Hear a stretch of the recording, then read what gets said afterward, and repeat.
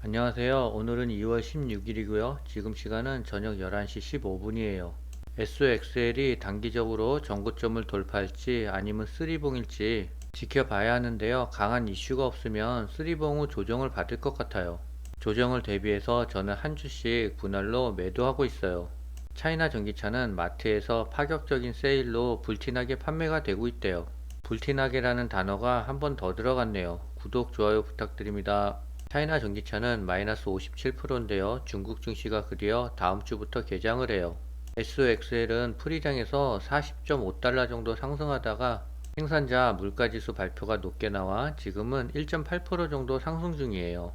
현 상황으로서는 쓰리봉을 찍고 하락할지 아니면 전고점을 강하게 돌파할지 알 수 없는 상황이에요.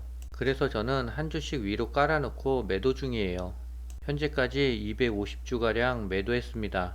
주가가 이대로 조금씩 상승하면 엔비디아 실적 발표 때까지 조금씩 소량으로 매도할 생각이고요. 엔비디아 실적 발표 후 주가가 급등하면 비중을 실어서 매도할 생각이에요. 그리고 현금을 보유한 후 저점을 기다릴 생각입니다. 하지만 생각대로 잘 될지는 모르겠어요.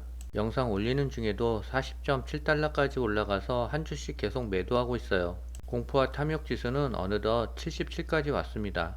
항상 78까지 오면 주가는 조정을 보이는 것 같아요. 미국 규제 당국이 은행권이 운영하는 상업용 부동산 대출 상품에 칼을 빼들었대요. 조사 기준을 강화할 방침을 밝히며 자본 유지 조건도 엄격하게 적용할 계획이래요. 시장에선 지급준비금 기준선도 올라갈 것이라는 관측이 나오고 있어요. 전직 통화감독관이었던 키스 노레이카는 블룸버그와 인터뷰에서 현재는 경고 단계에 불과하다며 승용차 대시보드가 꺼지고 본네트에서 연기가 나기 시작하면 이를 그저 지켜볼 수만 없다며 본넷을 열어 분석하는 일이 급하다라고 지적했어요. 블룸버그가 350여 개의 미국 은행 재무제표를 조사한 결과 미국 규제 당국이 정한 가이드라인에 속하는 은행은 총 24곳이래요. 대부분이 지역 중소은행으로 이루어졌답니다. 일각에선 규제 당국이 직접 시장에 개입해도 부동산 위기가 쉽게 진화되지 않을 것이란 우려도 나오고 있대요. 코로나19로 인해 재택근무가 보편화되면서 상업용 부동산 수요가 갈수록 감소하고 있어서래요. 오피스 빌딩 가치도 급락하는 중이라 하고요. 미국 최대 자산 운용사인 블랙스톤과 부동산 투자업체 블루필드 자산관리 등도 디폴트 위기가 고조되는 모양새래요. 부동산 중개업체 트랩에 따르면 2025년 말까지 만기가 도래하는 상업용 부동산 대출은 5,600억 달러에 이른대요. 글로벌 경제 연구기관 캐피털 이코노믹스가 미국 증시를 둘러싼 거품 우려에 선을 긋고 나섰대요.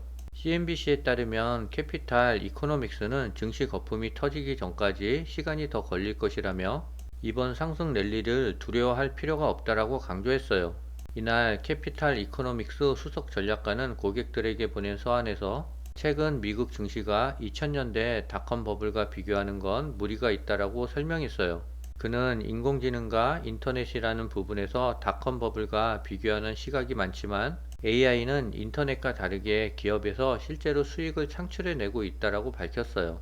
이어 닷컴 버블이 극에 달했을 당시 S&P 500 지수의 선행 PER이 25배까지 치솟은 반면 최근 S&P 500 지수의 PER은 20배에 불과하다라고 지적했어요. 따라서 미국 증시를 둘러싼 거품이 커지고 있을 가능성이 있지만 AI 거품이 실제로 터지기까지는 시간이 훨씬 더 오래 걸릴 것이라고 덧붙였어요. 수석 전략가는 올해 S&P 500 지수 전망치를 5,500으로 제시했대요. 또한 S&P 500 지수가 내년 말까지는 6,500을 돌파할 것이라고 전망했답니다. SOXL은 단기 조정을 보일 수 있지만 무조건 내년 말까지는 가져가야 될 것 같습니다. 아마도 내년 말까지는 100달러를 훨씬 돌파할 수도 있을 것 같아요. 차이나 전기차가 1.78% 올랐는데요. 차이나 전기차 2배 레버리지는 1.15% 올랐어요. 저로서는 이해가 가지 않는 부분인 것 같아요. 누구 이유를 아시는 분 있을까요? 이유를 아시는 분 있으면 댓글에 남겨주셨으면 감사하겠습니다.